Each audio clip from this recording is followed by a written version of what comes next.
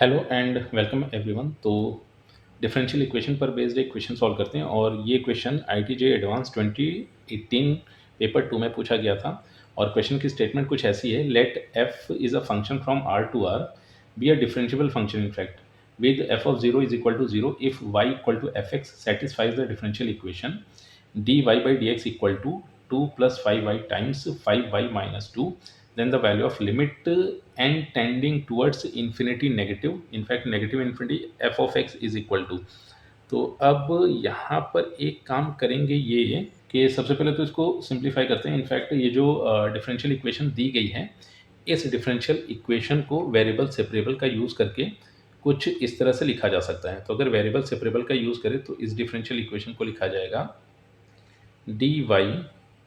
Divided by, ये अपने को मिल जाएगा 5y minus to and 5y plus to, और राइट हैंड साइड पर अपने को मिल गया है dx। तो अब जैसे ही इस डिफरेंशियल इक्वेशन को इंटीग्रेट किया गया, तो लेफ्ट हैंड साइड पर सबसे पहले तो इसको ऐसे लिख लेते हैं 5y minus to 5y plus to, तो ये अपने को मिल जाएगा a minus B, A plus B type दिखा तो ये मिलेगा A square that will be 5y का whole square minus two square that will be 4 dy, और ये अपने को मिल गया इंटीग्रेशन ऑफ 1 dx। तो फर्दर अगर इसको सिंप्लीफाई करके लिखे तो यहाँ से जो रिजल्टेंट बनेगा, और इसको ऐसे लिखा जा सकता है, लेफ्ट हैंड साइड तो बन गया 1/25y² minus y dy is equal to integration of 1 dx। तो अब एक काम ही करते हैं, डिनोमिनेटर से 25 जैसे ही कॉमन किया लेफ्ट हैंड साइड पर, तो ऐसे बन गया 1/25, और फिर ये मिलेगा 1/y² माइनस 4/25। तो इसको लिख लेते हैं 2/5 का whole square dy is equal to integration of 1 dx। तो अब जैसे ही इस रिजल्टेंट इक्वेशन को इंटीग्रेट किया तो ये रिजल्टेंट अपने पास बना 1/25, और 1/x² माइनस ए स्क्वायर का इंटीग्रेशन फॉर्मूला यहाँ पर यूज़ कर लेते हैं। तो रिजल्टेंट बनेगा 1/2a, और a के प्लेस पर यहाँ पर गिवन है 2/5। फिर अपने को रिजल्ट मिलेगा ln y minus A divided by Y plus A, तो ये मिल जाएगा y minus 2/5 divided by Y plus 2/5, और राइट हैंड साइड पर अपने को मिल गया है x, फिर प्लस एक इंटीग्रेशन कांस्टेंट k। फर्दर अगर इसको सिंप्लीफाई करके लिखा जाए तो यहाँ से रिजल्टेंट कुछ ऐसे लिखा जा सकता है। तो इसको अगर सिंप्लीफाई किया तो 5 पलट कर ऊपर जाएगा, तो ये ऐसे लिखा जाएगा 5 डिवाइडेड बाई 4 टाइम्स 25, और फिर नेक्स्ट मिला अपने को ln मॉड ऑफ, और इसको सिंप्लीफाई करें तो ये मिला 5y minus two divided by 5y plus two is equal to, ये अपने पास आ गया है x प्लस के।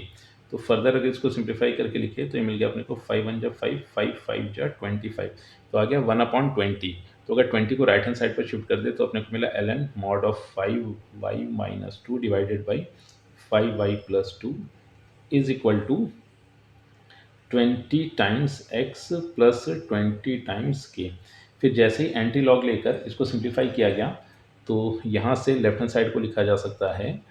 Mod of 5y minus two divided by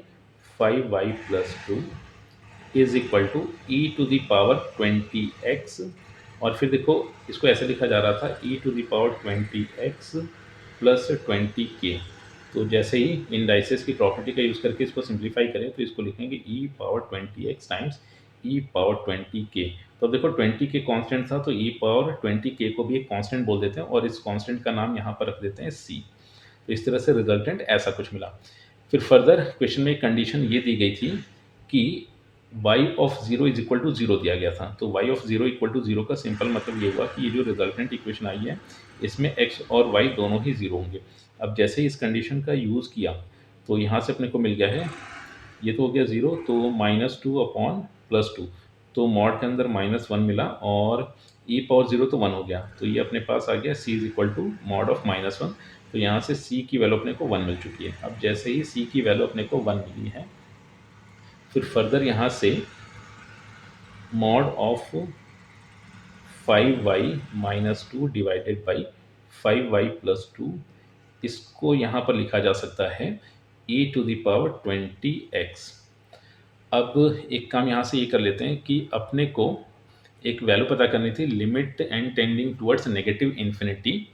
और इनफैक्ट यहाँ पर होना ये चाहिए था limit x tending towards negative infinity.